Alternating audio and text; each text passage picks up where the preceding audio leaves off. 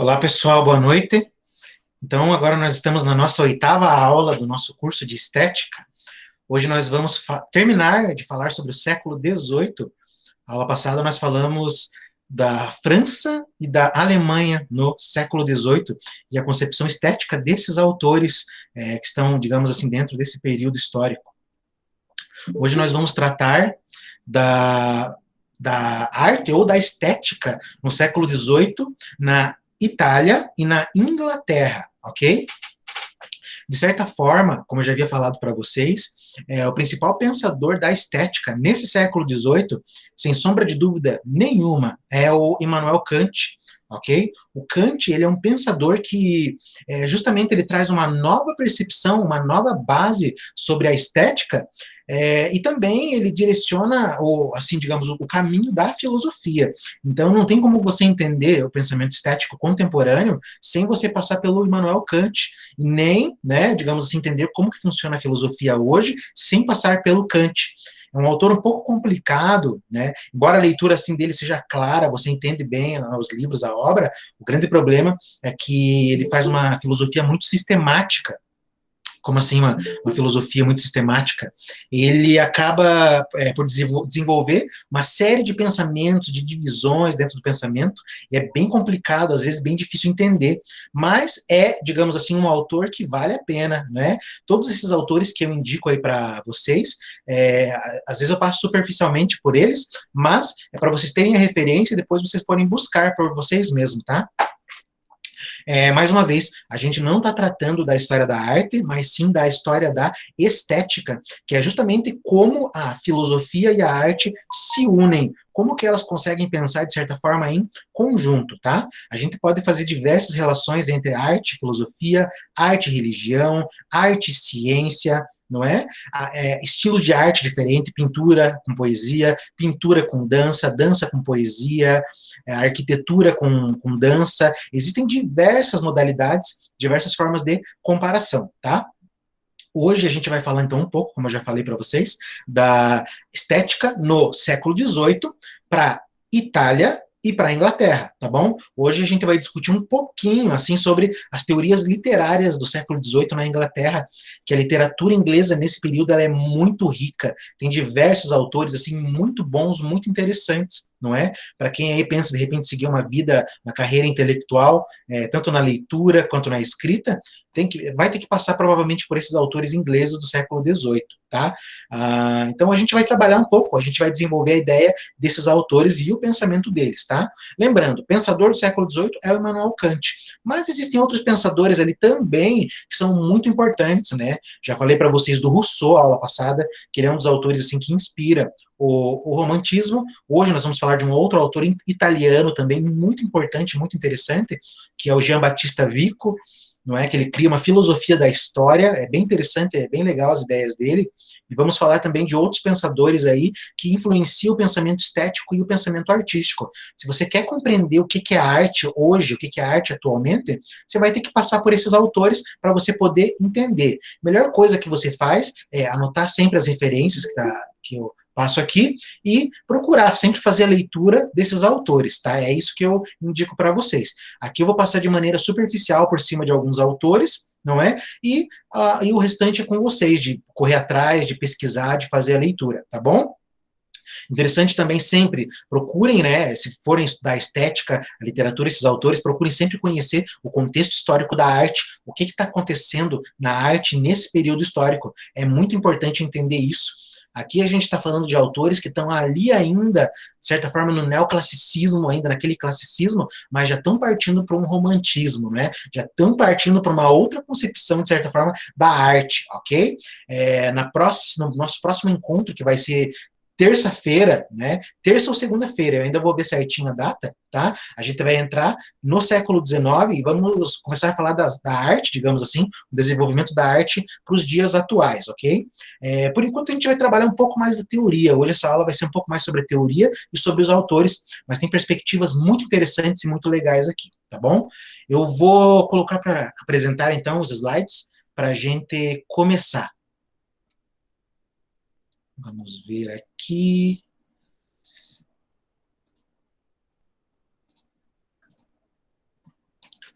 Então, beleza, né? Então, nossa oitava aula, estética italiana e inglesa do século XVIII, tá bom?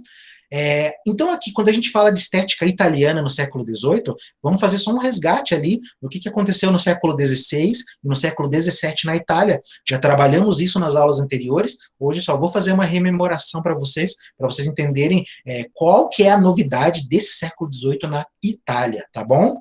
De certa forma, né, o século XVIII para a Itália não foi um século assim, ó, marcante para a história da arte. Tem personagens fantásticos, maravilhosos, mas ainda quando se fala em século XVIII, em relação à arte, a gente sempre vai lembrar da França, da Inglaterra e da Alemanha.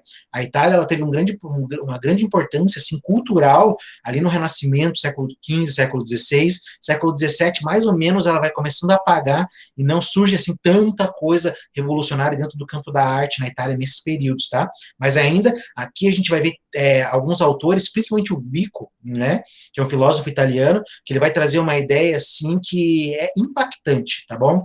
Vamos dar uma olhadinha. Então, o que teve lá no século XVI, só rememorando, na Itália, a gente viu, né, que lá surgiram, digamos assim, aqueles autores que criaram as regras do classicismo, né? Classicismo, todas aquelas pinturas que seguiam ordens, que seguiam regras, que seguiam leis. Nós vimos o Albert, não é? E o Leonardo da Vinci, que são autores ali que marcam muito esse classicismo, justamente uma maneira de fazer arte. Você escolhe a arte a partir de certos temas já pré-selecionados. E essa é uma coisa que a arte contemporânea vai criticar. Não é, digamos assim, a academia, a escola que deve escolher os temas da pintura, mas são os próprios artistas que devem escolher os temas daquilo que eles querem retratar. Mas no século XVI, no classicismo, no século XVII, XVIII, né, o classicismo não tem. O artista ele vai ter que seguir aquelas regras, aquelas ordens, principalmente ali na França. A França, a gente trabalhou, né, na aula passada, na aula retrasada, ela segue ferrenhamente esse modelo classicista, tá? Aqui no século XVII, né, então, na Itália, a gente vai ver um conflito entre o antigo e o moderno, certo? E é um antigo, assim, que vai durar justamente até o finalzinho lá do século XVII.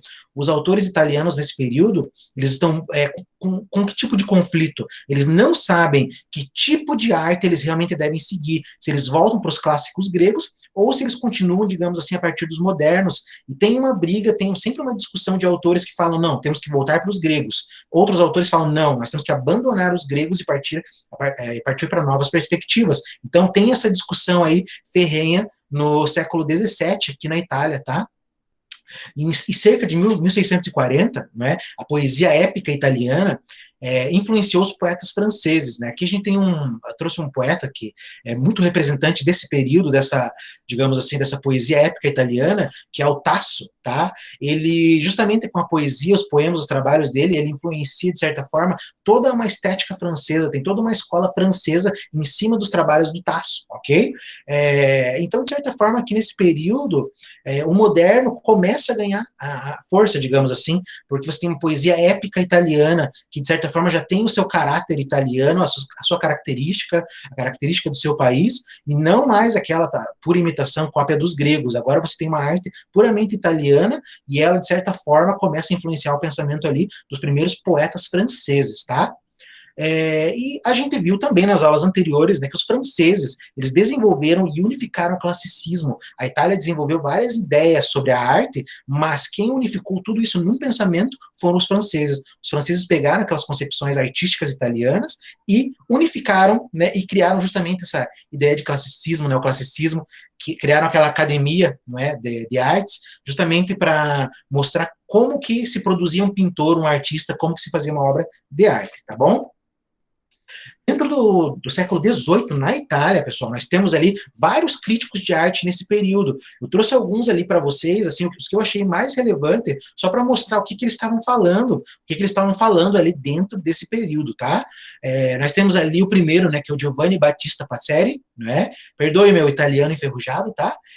O que ele fez? Ele escreveu bastante sobre a vida dos artistas, e isso também é uma coisa bem interessante para a época, porque ele começa a fazer, assim, digamos assim, a biografia biografia dos principais artistas. Isso é muito relevante para quem estuda a história da arte, conhecer a vida, por exemplo, do Leonardo da Vinci, do Alberti, conhecer, digamos assim, os trabalhos do Nicolas Poussin, do Rubens, etc. Então, escrever sobre a vida desses artistas é muito relevante e bem interessante. E ele se dedicou a esse trabalho, né? Temos ali também o Filippo Baldinucci, né? Que ele traz justamente, assim, obras, livros, etc., ensaios, que ele fala justamente sobre os mestres do desenho, ou os professores, ou aqueles clássicos, digamos assim, do desenho dentro da arte, certo? E ele procurou também entender como que se produz um artista, o que é um artista justamente a partir do desenho, né, dessa técnica. Então ele escreveu uma série de livros ali sobre a técnica, né? Temos o Scanelli, né, e o Luigi Scaramuccia, que eles trazem também ideias interessantes sobre a arte, eles mostram os progressos sobre os tratados de arte, então eles tentam mostrar ali como que a escrita, a história da arte, ela vai sendo construída, e eles trabalham justamente em cima dessas questões, né? Eles discutem sobre a técnica artística, a questão do desenho, da cor, discutem sobre o valor da obra, qual que é o valor de uma obra de arte, e qual é o valor do artista também. Então são autores bem interessantes ali que ajudam a concretizar, de certa forma, a arte, o pensamento artístico. Temos um poeta, né, o Vittorio Alfieri, que ele é um filósofo não, perdão, ele é um poeta, de certa forma, bem radical, tá? Se vocês conseguirem achar alguns trabalhos dele, acho que vale a pena, é bem interessante, é bem legal. Ele sustenta, digamos assim, a tradição clássica, a tradição grega em puro século XVIII. Enquanto o século XVIII está começando a partir para novas perspectivas, ele, de certa forma, violentamente tenta voltar a qualquer custo para os clássicos, para os gregos. Ele afirma que não se pode abandonar aquele tipo, de certa forma, de pensamento. E ele procurava também sempre mostrar o valor das regras dentro da arte. A arte não pode abandonar as regras, senão não é arte, certo? Porque a arte ela já estava começando a trabalhar justamente com uma crítica a esse classicismo, a esse neoclassicismo, em que o artista seguia regras cerradas. E o Alfieri acredita que não, o artista tem que seguir regras, senão não é arte. Não adianta não chegar um amador fazer qualquer trabalho, não, você não pode considerar isso arte, porque seria desvalorizar o trabalho do artista, daquele que estudou, etc. Isso é muito discutível, tá, pessoal? E também agora nós temos os três principais autores ali do século XVIII, italiano, justamente porque eles são considerados pré-românticos, né? A partir do próximo encontro a gente já vai entrar, de certa forma, no romantismo, no pensamento romântico. Aqui a gente ainda está naquele iluminismo, aquele pensamento estético guiado pela razão. Agora a gente vai ver com esses autores que a razão começa, de certa forma, a se quebrar, né? A razão, ela começa a deixar de perder, digamos assim, a sua força. Nós temos principalmente o Gravina, o Muratori e o Vico, né? Como eu já havia falado para vocês, tá? O Gravina, né, Giovanni Vincenzo Gravina, ele é um inovador, ele inova, digamos assim, na crítica literária e também estética, porque ele traz novas concepções de como se produzir a literatura, de como se enxergar a literatura, e principalmente sobre o valor do belo e da beleza, ok? Ele traz aqui uma concepção bem interessante, que a verdade, não é? A verdade só pode ser atingida a partir da imaginação. Ou seja, nós não podemos chegar à verdade por outro método que não seja o da imaginação. É a imaginação que leva, de certa forma, à verdade, ok? Essa é uma concepção também muito interessante no período, porque a maioria das pessoas acreditavam que se chega à verdade a partir da ciência. Se você seguir as leis de Newton, as leis de Lavoisier na química, por exemplo, você vai descobrir a verdade. O Gravina, ele fala que não é? Só se chega à verdade a partir da imaginação, ok? Tem um filósofo contemporâneo, não é, que é o Heidegger, ele justamente vai trazer também essa questão ali no século XX, ele é um total crítico da ciência e da técnica, ele vai mostrar que a ciência, ela não se aproxima do real e da verdade, mas a ciência só se afasta. O único meio de você atingir o ser, atingir a verdade, atingir a realidade, é justamente a partir de um obscurantismo, de um hermetismo, que seria dado pela poesia. A poesia, o poema, atinge a verdade, a ciência não, a ciência se afasta da verdade, enquanto o poeta, a poesia, a partir, digamos assim, das suas elaborações, das suas descrições, se aproxima muito mais da verdade do que o próprio cientista, tá? E essa é uma visão que a gente já encontra ali no Gravina, na Itália do século XVIII, tá bom? Então ele afirma que o poeta deve se apoiar na imaginação e nas paixões. Paixões são sempre sentimentos, tá, pessoal? Para transmitir uma mensagem moral. Então aqui ele está afirmando, né? O poeta não deve se apoiar na razão, mas, sim, deve se apoiar na imaginação. Isso aqui é uma característica muito forte do romantismo. Não existia romantismo ainda, por isso que ele é um pré-romântico, porque o romantismo vai dar muita ênfase à imaginação, ao poder do imaginário, e aqui ele já começa a falar, o poeta tem que se apoiar na imaginação, tá bom?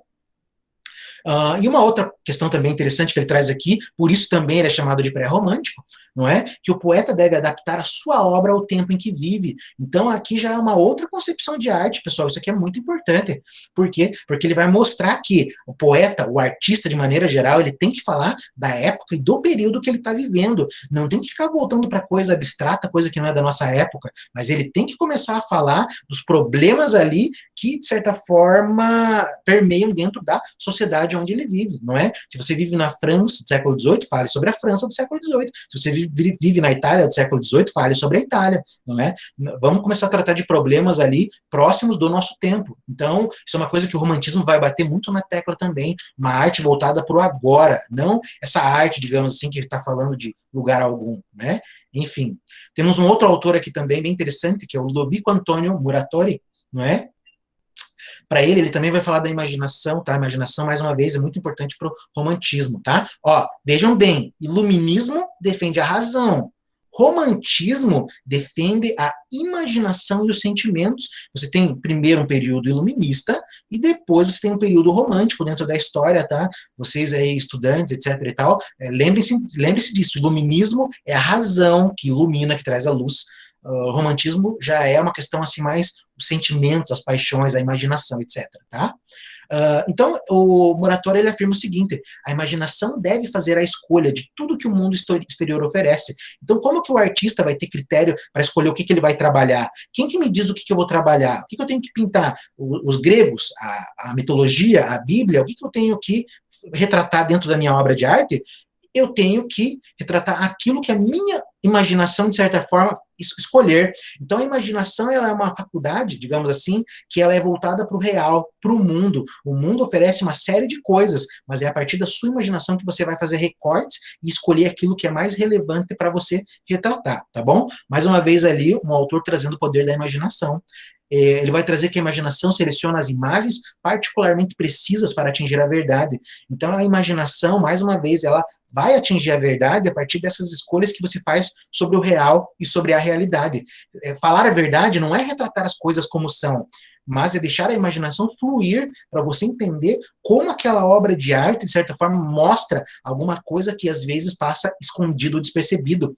Pessoal, olha só, vamos pensar, uma arte nova, atualmente, hoje, né, não é tão nova assim, né, é a fotografia, certo?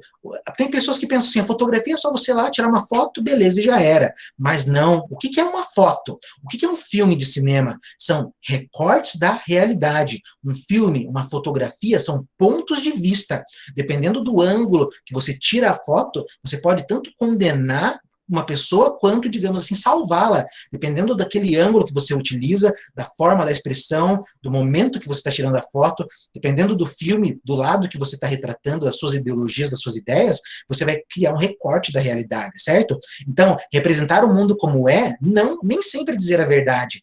Então, para esses autores, a verdade está justamente na imaginação. É a imaginação que olha aquela imagem, aquela foto, e vai falar assim, pô, será que isso que está acontecendo é isso mesmo? Ou será que tem alguma coisa por trás, não é? Isso é uma coisa bem interessante também em relação à imaginação, não é?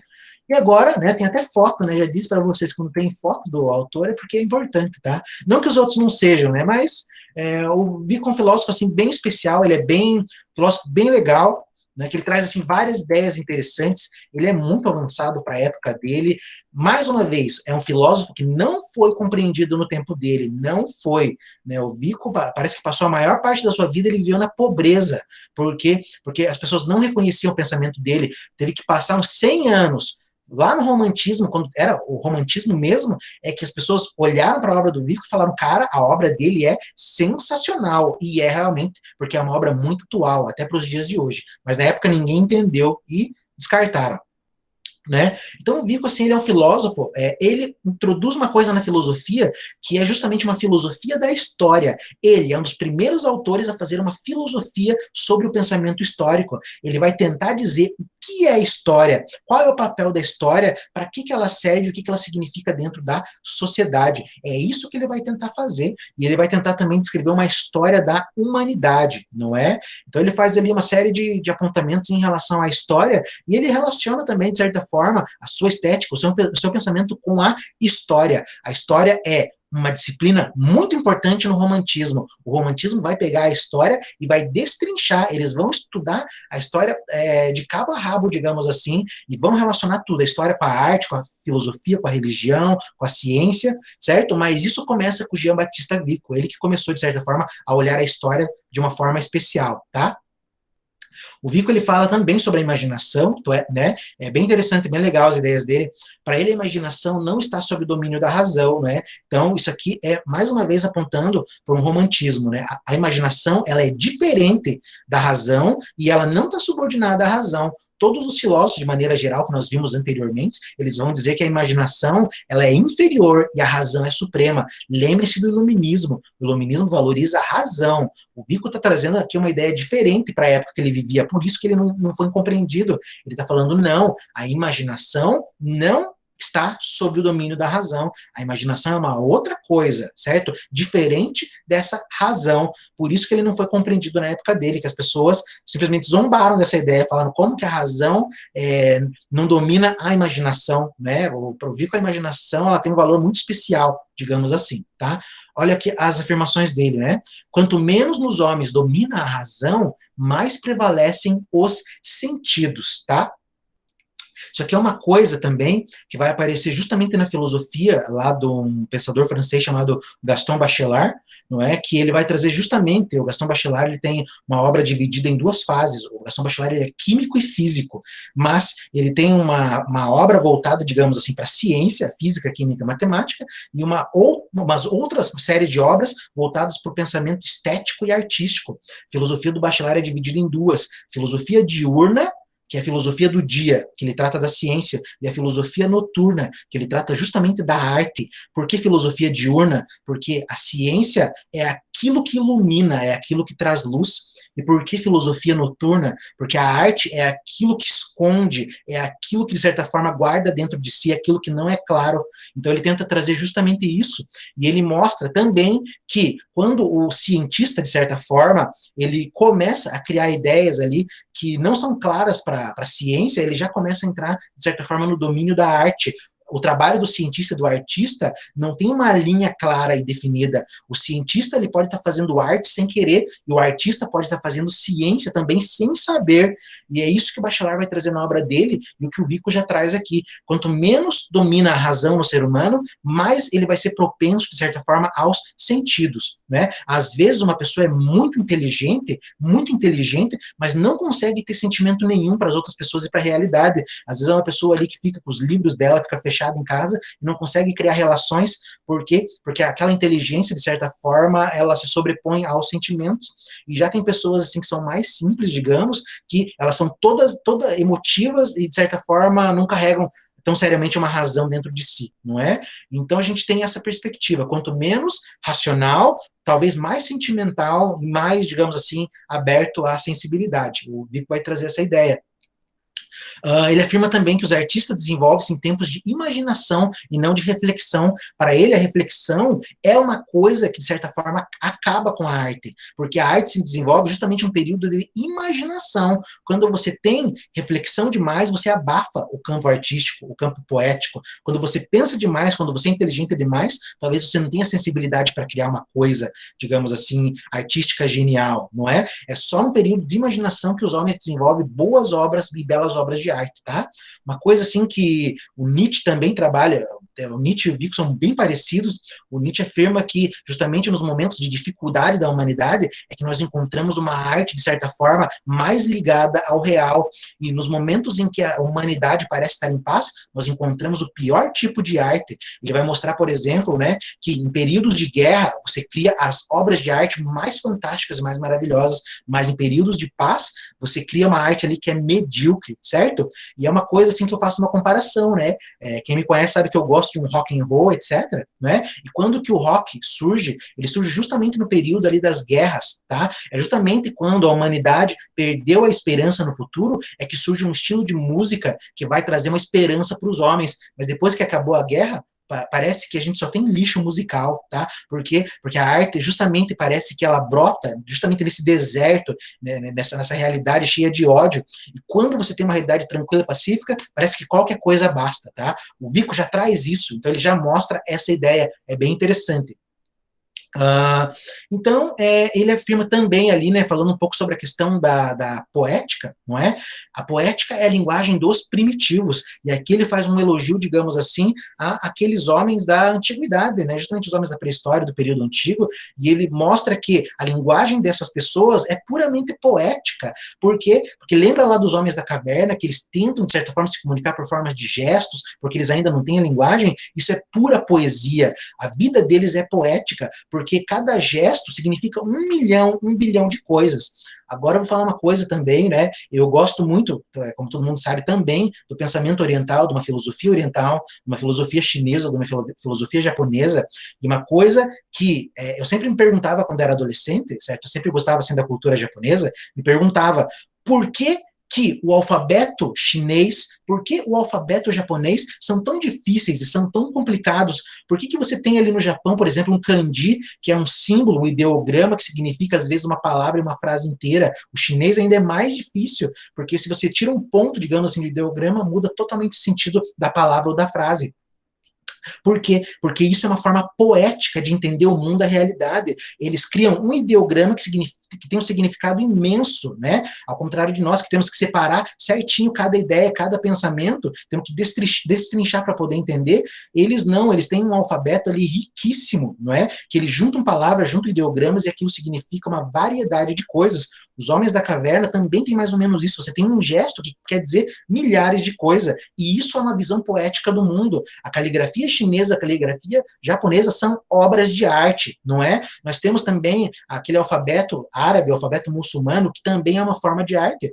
Na Idade Média árabe, por exemplo, você não podia jamais representar nenhum ser humano, representar nenhuma divindade, nenhuma figura histórica. Segundo o islamismo, quem fizesse isso seria morto. E o que eles passam a representar na arte deles? Eles redesenham o alfabeto. Você olha lá, o alfabeto deles é bonito, é perfeito, é bem desenhado, justamente porque eles não podem se dedicar à realidade, mas sim a ideias, a ideogramas.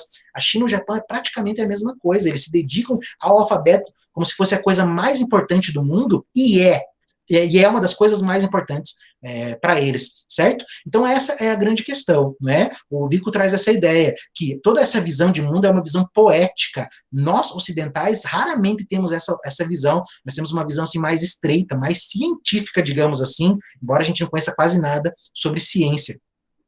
O Vico também traz que a poesia é anterior ao trabalho da filosofia, tá? Essa aqui é uma coisa que, de certa forma, eu tenho que criticar o Vico, porque justamente dentro da perspectiva de um filósofo, do Nietzsche, né, que vai vir ali praticamente uns 200 anos depois, o Nietzsche ele já traz também essa ideia, e ele mostra que a filosofia, pelo menos dos pré-socráticos, é uma filosofia estética, é uma filosofia poética, porque eles estão tratando de ideias, conceitos que não estão presos à razão, ao pensamento. O Nietzsche ele vai dizer, por exemplo, que a poesia morre quando surge, por exemplo, Sócrates, um Platão, não é?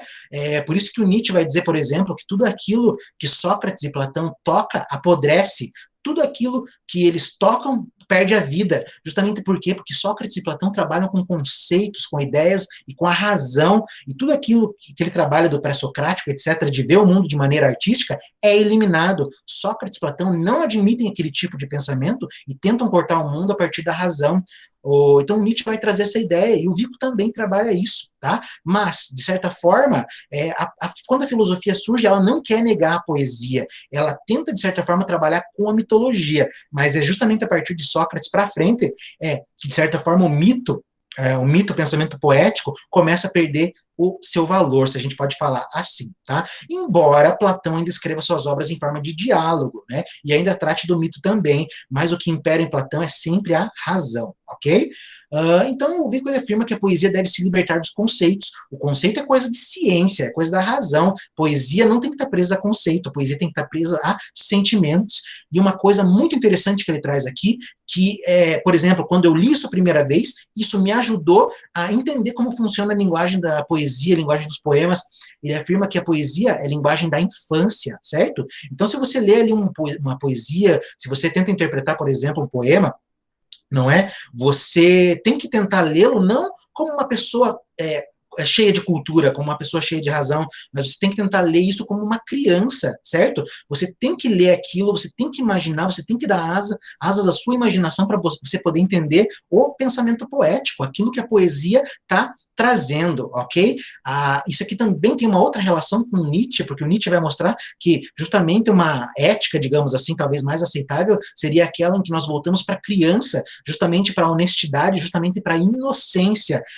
A criança é aquela que está livre desses conceitos da razão, que de qualquer forma o Ocidente tenta nos prender a qualquer momento. A criança vê o mundo a partir de um olhar vivo, a partir de um olhar imaginativo, e é isso que a filosofia do Nietzsche defende, né? Que a vida, de certa forma, ela é um conjunto de forças, a vida é uma obra de arte, se a gente for parar para pensar, mas quando você usa ciência, quando você usa a razão, você mata, você acaba com a arte. A gente vai ver lá no século XIX, no finalzinho do século XIX, que vão existir teorias científicas da arte, que eles vão tentar, de qualquer forma, enquadrar a arte dentro da sociologia, dentro da física, dentro da química, da psicologia e da biologia também, tá? Mas, de certa forma, existem autores que afirmam que não, a arte jamais pode ser reduzida à ciência, assim como a filosofia também não pode, tá? Acabou a estética italiana do século XVIII. Agora a gente vai falar um pouquinho, né, sobre alguns autores, não tem muita gente não, da estética inglesa do século XVIII, tá? Isso aqui é muito interessante, pessoal. A estética inglesa no século XVIII ela é dividida em duas escolas principais e duas escolas rivais de pensamento. Nós temos ali uma escola analítica e temos também uma escola intuicionista, tá? A escola analítica é uma escola, digamos assim, que vê a arte, vê a estética a partir de um pensamento científico, tá? Ela usa o método, digamos assim, da ciência e principalmente da psicologia. Eu não posso falar, na verdade, psicologia nesse período, porque a psicologia ainda não surgiu, mas é um método de análise psicológica, querendo ou não, para tentar entender o que é a arte. Nós temos dois autores ali, representantes dessa escola analítica, que é uma escola mais próxima da ciência, que são justamente o Lord Keynes e o Joseph Addison, ok? Eles são dois autores ali que tentam, de certa forma, interpretar a arte justamente a partir dos conceitos da ciência. Temos agora uma outra escola rival dessa escola analítica, que é a escola dos intuicionistas.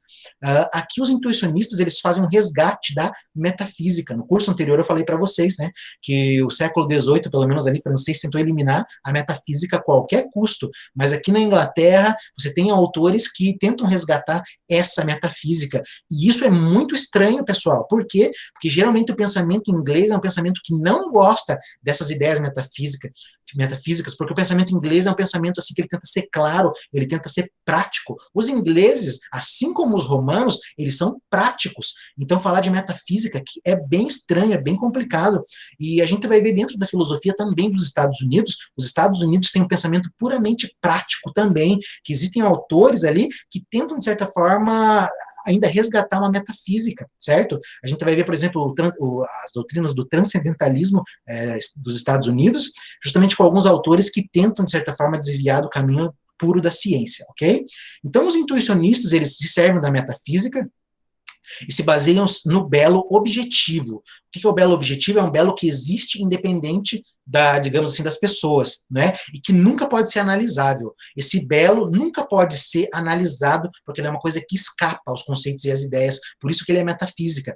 Tudo que é metafísico não pode ser aprendido pela experiência. Temos dois autores aqui bem interessantes, bem legais também, que vale a pena, se vocês puderem dar uma lida, dar uma olhada nesses autores aqui, são muito bons. Temos o Conde de Shaftesbury, o Conde de Shaftesbury é maravilhoso, tem bastante obra dele bem interessante, vale a pena. E o Hudson, tá? São dois autores ali que defendem essa perspectiva metafísica, digamos assim, ao contrário da escola analítica, que defende um pensamento mais próximo da ciência, e principalmente ali de uma psicologia.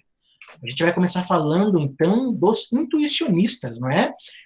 Aqui a gente tem, né, o Shaftesbury, o conde de Shaftesbury, na verdade, né, o nome dele é Anthony Ashley Cooper, bonito nome, né? Então, aqui, quais são as ideias do Shaftesbury? Ele é um autor, assim, bem interessante em inglês, ele traz algumas ideias bem legais.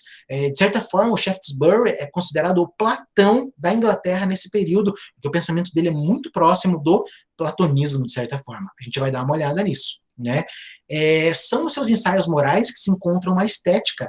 Isso aqui é muito legal de Shaftesbury, porque ele trata, digamos assim, de uma ação humana, dos valores humanos relacionados com a arte. Então aqui começa a surgir alguns conceitos como elegância, por exemplo, né? Ser elegante é estar de acordo com a moda, com a beleza, com a arte, mas ao mesmo tempo ser uma pessoa educada, uma pessoa que trata bem as outras. Isso é elegância, uma pessoa que é fina, tanto no traje, tanto nas ideias, tanto nas culturas, quanto na maneira de tratar as outras pessoas. Então, essa aqui é uma perspectiva ética junto com estética, tá? Ser bonito, ser belo, além de se vestir bem, além de ter um corpo, de certa forma, ideal, pelo menos dentro da perspectiva desses períodos, ser, digamos assim, belo também tem a ver com a sua educação, com a sua cultura, com a maneira como você trata os outros. E é isso que o Shaftesbury traz dentro das obras dele, tá? Temos aqui também uma frase, né, um textão, a contemplação das belezas naturais, criaturas, plantas, bosques, montanhas, rios revela uma ordem inata, né, genuíno, deixei em inglês mesmo ali, né, porque ele traz essa ideia de genuíno como inato, né, de que só o homem poderia despojá-las. As cataratas, as grutas não trabalhadas, as cavernas musgosas aparecem em magnificência ao lado dos irrisórios jardins dos príncipes. É a primeira descoberta do lover, que seria o amante, digamos assim, né, e o primeiro passo na via romântica do entusiasmo. Então ele traz essa ideia justamente do amante, que é aquela pessoa que consegue captar a beleza no mundo, não é? Ele olha o mundo, ele olha a realidade, ele olha com olhos assim que ele consegue esteticamente ver, perceber aquilo, tá?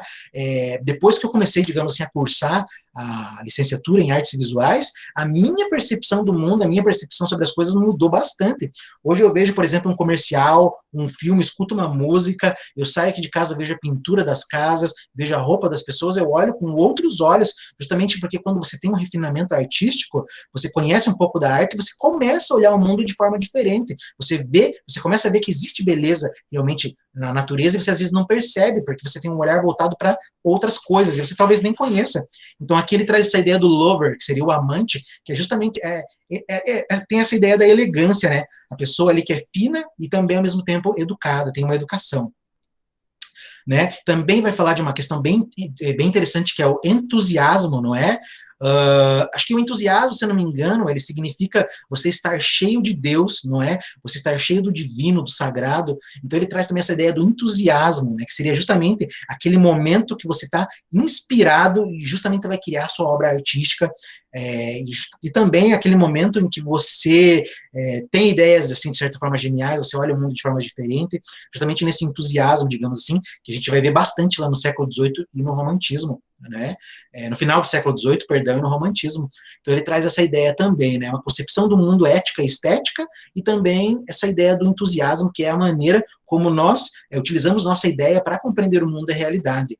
Para ele, a beleza do mundo, ela está escondida. A beleza sempre está escondida, mas você tem que ter todo um trabalho intelectual, cultural, para poder encontrar a beleza das coisas. Às vezes aquilo que é belo, ele salta evidente aos nossos olhos, mas se você for analisar de maneira mais profunda, aquilo que aparentemente é belo pode se tornar uma grande porcaria. E aquilo que não tem a aparência do belo, se você analisar com mais calma, você pode ver que é uma coisa muito mais interessante, muito mais bonita. Então, ele sempre mostra essa ideia de que a beleza está escondida, ok? Aqui deve-se ascender ao belo, a fonte de todo o belo, e é nisso que ele é platônico, porque o Platão também afirma que existem diversos graus de beleza, diversos graus de amor, que você vai ter que, digamos assim, ir caminhando para poder encontrar. Então ele já mostra que existe um belo natural, um belo, digamos assim, originário, e as pessoas, através da cultura, da educação, vão conseguir atingir esse belo ideal, tá bom? Então nesse ponto ele é claramente um platonista. certo? Isso aqui também é uma outra ideia, talvez isso aqui é o mais importante do Shaftesbury que ele trouxe, né? Ele traz uma teoria social da arte, tá? Então aqui é uma ideia bem legal também, que aproxima ele do romantismo. Para ele, a arte depende da política, que permite ou não a liberdade de expressão do artista. Então, dependendo do país, dependendo da região, você tem, digamos assim, formas de arte diferente, porque a política é diferente. Se você pegar um país repressivo, você vai ter, digamos assim, uma arte que não é livre. O artista ele não pode representar aquilo que ele quer, aquilo que ele deseja, justamente porque ele não tem a liberdade de representar. Mas, se você mora num país, por exemplo, ali na Inglaterra, eles estão defendendo o liberalismo político do John Locke, por exemplo, não é? Eles trabalham já com a ideia de intervenção mínima, digamos assim, do Estado, não é? Não que nem o neoliberalismo atual, mas um pouco diferente. Ele vai mostrar que essa liberdade, ela pode, digamos assim, influenciar e vai influenciar no pensamento e na ideia do artista. Tem que deixar o artista livre, tá? A liberdade faz crescer e refinar o gosto pelas artes. Então ele mostra que um país livre faz com que as pessoas, de certa forma, refinem o seu gosto artístico e tenham um gosto artístico muito mais apurado, tá? Aqui ele vai descer a lenha na França, é normal, os ingleses fazem isso.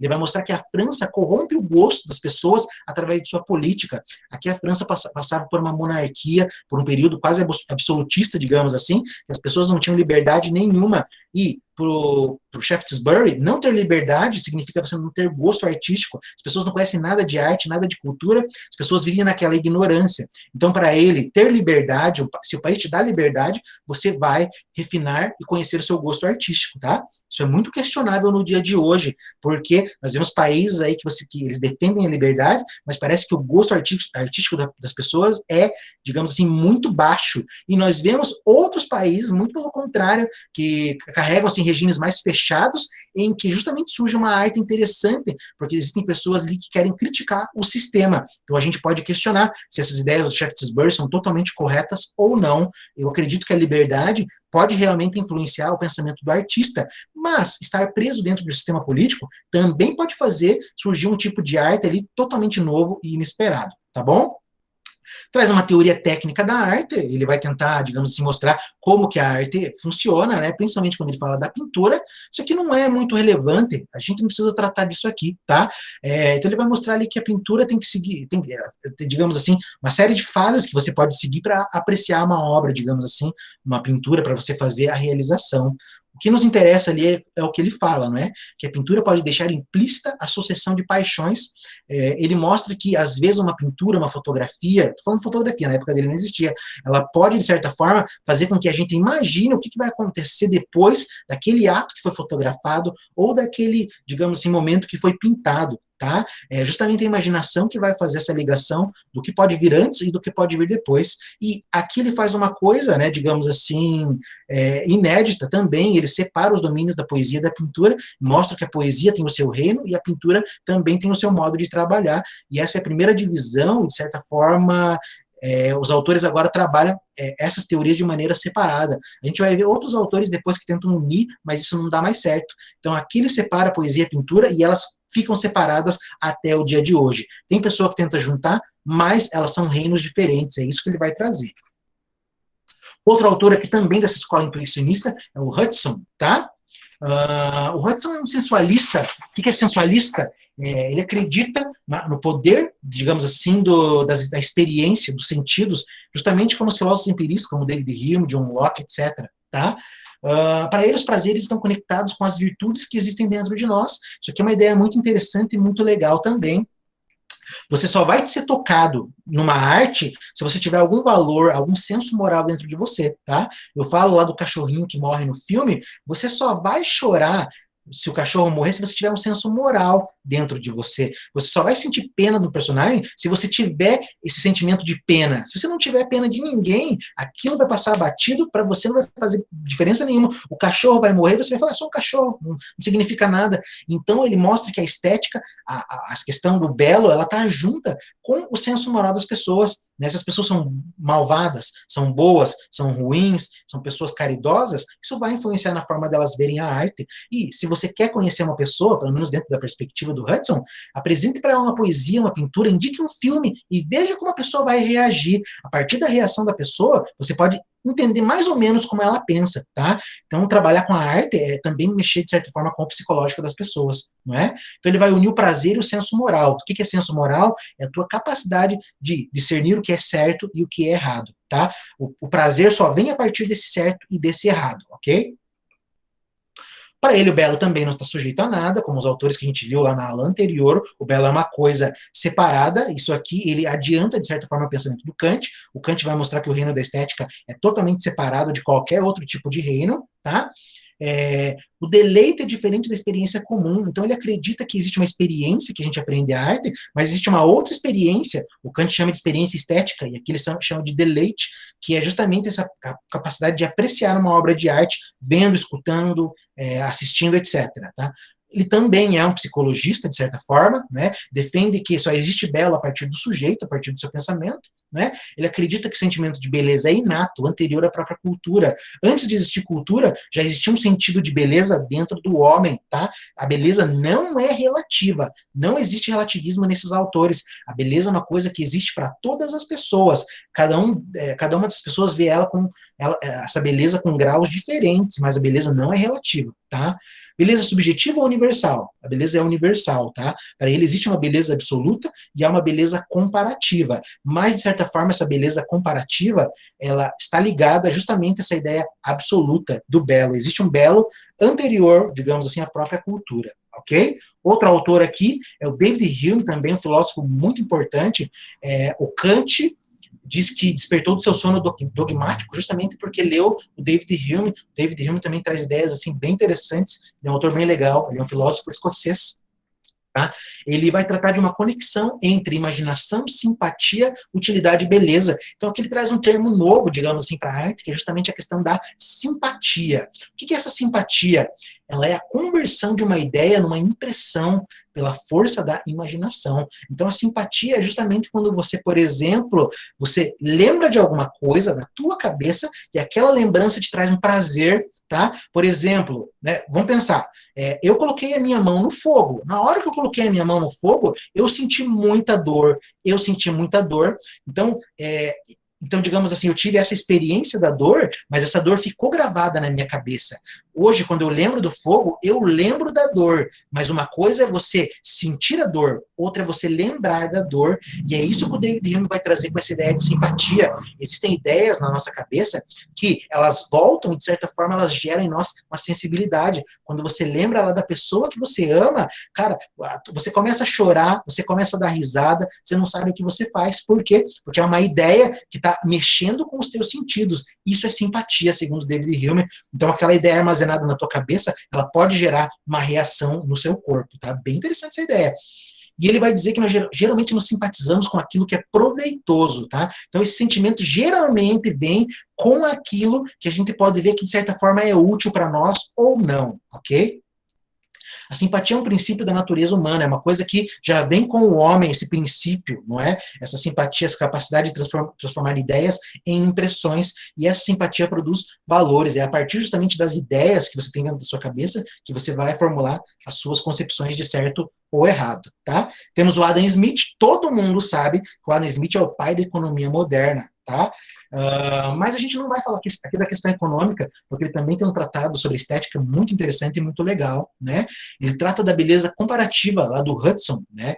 Ele vai mostrar que existem diversas formas de imitação, digamos assim. Quando a gente falava lá da arte por imitação, aqui ele vai mostrar algumas ideias também, né? Ele trata da relação daquilo que imita e daquilo que é imitado. Para ele existem dois tipos de representação, dois tipos de imitação, que é uma coisa bem interessante para a história da arte também. Para ele existe uma cópia fiel de uma obra de arte, isso é uma imitação, e existe uma cópia em relação a uma outra obra. Então, se, por exemplo, eu tenho uma obra lá do Leonardo da Vinci, a Mona Lisa, e eu vou lá, desenho uma outra Mona Lisa, fiel, totalmente igual à obra do Leonardo da Vinci, a minha obra não vai ter valor. Por que não vai ter valor? Porque já existe uma Mona Lisa. Por que eu vou pintar uma Mona Lisa se já tem uma feita pelo Leonardo da Vinci? Por mais que eu faça uma obra totalmente igual, ela não tem valor. Então, essa cópia fiel, ela perde justamente o valor em relação ao original. Mas o Adam Smith traz uma ideia de que você pode fazer uma cópia, digamos assim, comparativa. Eu posso pegar aquela ideia da Mona Lisa, pintar uma outra mulher, pintar uma mulher negra, talvez, pintar um homem, etc., e, digamos assim, utilizar aquele modelo para fazer outras representações. Aí você pode pensar numa arte, assim, de certa forma original, por mais que seja baseada nessa obra, tá bom? Copiar uma obra fielmente não é ser original, mas você usar uma obra como, digamos assim, como comparação, como base, digamos assim, como ponto de partida, pode fazer você criar uma obra totalmente original, digamos assim. Tá? E aqui é uma ideia maravilhosa do Adam Smith. Ele fala que a beleza tem a ver com o costume. Como assim? Belo é aquilo que a gente está acostumado. E esse é o papel da sociedade. Muitas vezes a sociedade ela fica jogando coisas na tua cara, coisas ridículas, e aquilo acaba se tornando belo, aquilo acaba se tornando valor, justamente porque a beleza para ele tem a ver com o costume. Tá? Olha a citação que ele traz aqui. Não há quase nenhuma forma exterior, por bela que seja, que possa agradar se for contrária ao costume e ao que os nossos olhos estão habituados a ver. Então ele está falando aqui nessa primeira parte que podem apresentar uma coisa mais linda para você, colocar ali na tua frente, uma obra de arte, qualquer coisa, certo? Mas se você não está acostumado a ver aquilo, se você, de certa forma, não aprendeu a ver aquilo como belo, você não vai enxergar a beleza, porque você está acostumado a um outro tipo de beleza. Mas, se pelo contrário, colocarem para você ali na tua frente uma coisa ridícula, né, e martelarem na tua cabeça que aquilo é bom, você vai começar a acreditar que aquilo é bom, aquilo é belo, tá? Nunca vou esquecer, tá? Eu fiz o ensino médio no Plínio em 2006, tá? 2004, acho que foi a Copa do Mundo, se eu não me engano, e teve aquele corte de cabelo do Ronaldo Fenômeno, não sei se vocês lembram, que ele cortou o cabelo igual o Cascão, ele rapou praticamente tudo o cabelo e deixou tipo um topete aqui na frente. Todo mundo falou naquela época, que corte ridículo, que coisa horrível, como que o cara me corta o cabelo daquele jeito? Eu juro para vocês, não deu uma semana na minha escola, apareceram 3 rapazes com corte de cabelo igual. Então aquilo que, de certa forma, a gente considera ridículo, a mídia bate tanto naquela tecla que passa a se tornar um padrão de beleza. E é isso que o Adam Smith traz. O costume, ele vai mostrar para você o que é belo, tá? O nazista vai mostrar a todo momento que belo é agredir um judeu. E as pessoas que estão vendo naquela sociedade não vão ver belo outra coisa. Belo é fazer aquilo, é humilhar, é maltratar um judeu. Então, o costume vai te trazer essa ideia do belo, tá bom? Outra ideia interessante do Adam Smith, a beleza está na imaginação do belo. Muitas vezes, só o fato de você imaginar uma coisa é mais belo do que você ter essa coisa, né? Eu imagino, por exemplo, assim, eu idealizo uma namorada. Eu fico pensando assim, nossa, seria maravilhoso eu estar junto dela, eu vou cuidar dela, eu vou tratar ela bem. E esse sentimento é legal, ele é gostoso, ele é um sentimento belo. Mas, às vezes, quando você está com aquela pessoa, aquela beleza acaba, aquilo já não se torna belo. Por quê? Porque a beleza está justamente nessa imaginação de pensar nesses momentos, mas quando você concretiza aquilo, pode ser que aquilo seja o maior terror da sua vida. Então, para Adam Smith, o belo só existe na imaginação. Quando você concretiza, talvez nem seja mais belo. Teu sonho é entrar na faculdade de medicina. Você vai fazer 2, 3 anos de medicina, você vai falar, meu Deus, não é isso que eu quero para minha vida. Isso é um terror, eu não quero fazer isso, tá? Porque belo é imaginar você sendo médico, mas quando você vê todo o caminho que você tem que seguir, aquilo já não é mais belo, tá bom? Temos também um outro autor, né, que é o Lord Keynes, já estou terminando, pessoal, tá? O Shaftesbury, como eu havia falado, ele é considerado um platônico, ele é o Platão do século XVIII. O Lord Keynes, ele é praticamente um Aristóteles, ok? Porque ele tenta analisar a arte de maneira basicamente científica, ok? Ele faz uma investigação concreta, ele é abundante em referências, ele tem preocupação com objetividade e exemplos, não é? A doutrina dele também cai no psicologismo, ok? Então, ele tenta analisar a arte de maneira muito mais científica, ok? Para ele, de certa forma, o belo só existe em relação ao sujeito, por isso que é um psicologismo. Só existe belo porque existe o sujeito, tá bom? E isso aqui também é uma ideia bem interessante, porque de certa forma, isso inverte aquela estética clássica. Na estética clássica, a beleza está no mundo, está no real, está na realidade. Aqui não, ele fala, não, o belo não está na realidade, mas o belo está justamente no sujeito. Sem sujeito não existe belo, tá bom? Por isso que ele está dentro dessa escola analítica. Não existe um belo metafísico separado do mundo, mas existe um belo só porque existe sujeito. E ele antecipou o Kant. O Kant fala isso, mas o Lord Keynes foi o primeiro, digamos, a trazer essa ideia. Mas o Kant, ele é mais conhecido porque o Kant vai além do Lord Keynes e trata justamente da forma como o sujeito concebe, digamos assim, esse sentimento estético, tá bom? Um textão ali grande, não vou ler para vocês porque a gente tem pouco tempo, tá? Mas, de certa forma, ele vai ali mostrar todo o método científico que ele segue para tentar entender justamente a obra de arte como literatura, tá? Talvez, assim, pessoal, se você não saiba como se ler um livro, como se apreciar uma obra de arte, tentar entender esses caras aí que tratam de uma ciência da arte, seja um bom começo para você entender como que você deve apreciar, digamos assim, uma obra de arte. Como que eu assisto um filme? Como que eu escuto uma música? Como que eu leio um livro? Existem várias obras científicas sobre, digamos assim, literatura, cinema, poesia, que podem te dar uma mão de como você faz a leitura, compreende essas artes, digamos assim. Mas você não pode se prender na ciência, tá?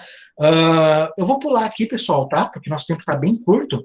O Lord Keynes, ele traz a ideia do gosto, ok? Para ele, o gosto é aquilo que, de certa forma, faz com que as pessoas tenham um comportamento ético em relação à outra, tá? Por exemplo, a partir da sensibilidade que a arte pode te trazer, a arte torna teu gosto mais sensível, isso pode te tornar uma pessoa melhor. Muitas vezes, se você escuta uma música, se você reflete sobre a música, isso pode fazer com que você tenha um outro comportamento de sociedade. Se você sabe apreciar a arte, provavelmente você vai ter um comportamento, digamos assim, que vai influenciar a sociedade. É isso que ele traz, o gosto refinado que a arte traz, ajuda no comportamento das pessoas, ok? Ele afirma que um objeto de beleza extrema diante de uma pessoa desprovida de gosto quase não causa impacto. Uma pessoa ali que tem um diamante, uma pérola na frente dela, se ela não sabe o que é aquilo, se ela não tem um gosto para aquilo, ela não vai ver aquilo como uma riqueza. Pegue os índios lá do Brasil, quando os portugueses chegaram aqui, o índio tinha o ouro aqui, ele tinha todas aquelas riquezas, mas aquilo não era o belo, aquilo não era o belo para eles, aquilo não tinha valor nenhum, mas o português, quando viu aquilo, ele já cresceu o olho, porque sabia que aquilo tinha um valor, tá? Então, acho que é justamente essa questão. Você pode colocar um ouro, um diamante, qualquer coisa bela na frente de uma pessoa desprovida de gosto, que para ela vai ser irrelevante, tá? Isso aqui é muito interessante também numa questão amorosa, se a gente for parar para pensar. Às vezes você é uma pessoa sensível, que qualquer coisa que fazem para você, você começa a se emocionar, você começa a chorar, e você, digamos, entra numa relação com uma pessoa mais, digamos assim, mais fria, que talvez não tenha esse gosto tão refinado, e qualquer coisa ali que ele faça, passa como grosseria, mas não é. É justamente porque as pessoas, assim, têm um gosto, um grau de gosto diferente. A arte também trata dessas questões amorosas, e vai longe em relação a isso, tá? Para finalizar agora, né, esses são os dois últimos autores, temos Alexander Gerhard, que ele também trata da questão do gosto, e ele afirma que o gosto é uma característica natural do homem, e o próprio espírito refina a partir da cultura, tá? Então, para ele, o gosto é uma coisa do homem também, não existe gosto subjetivo, aquela história assim, gosto, né, cada um tem um, né, não preciso nem falar, tá? Eles vão afirmar que o gosto não é uma coisa subjetiva, mas o gosto é uma coisa universal, porque ele se encontra em todas as pessoas. E o Gerhard, ele vai trazer que a ideia é justamente que sempre a novidade que, de certa forma, vai agradar o espírito do homem, não é? Então é uma ideia bem interessante, ele traz a ideia que aquilo que ninguém nunca viu pode se passar como belo, bonito. O índio, quando viu o espelho pela primeira vez, nossa, ele nunca tinha visto aquilo, aquela novidade, e aquilo se tornou belo, aquilo se tornou maravilhoso. Tá? Temos o Joseph Addison também, e ele trata do gênio artístico. O que é o gênio? É aquela pessoa que tem o dom para pintura, e ele encara isso de duas formas. Para pintura não, para obra de arte em geral. Tá?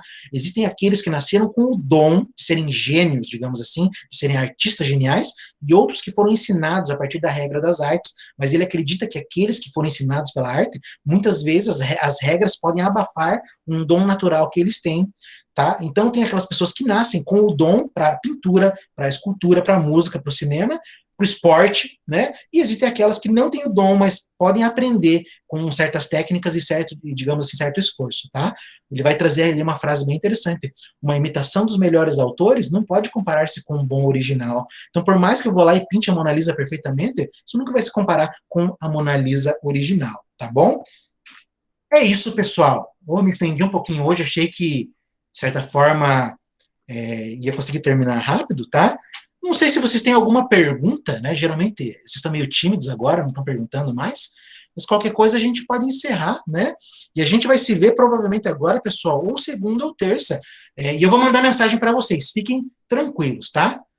Ok? Então, pessoal, nos vemos aí semana que vem. Obrigado pela participação de todos. E é isso. Um grande abraço e semana que vem vamos falar do século XIX, ok? Nos vemos. Até a próxima. Bom final de semana.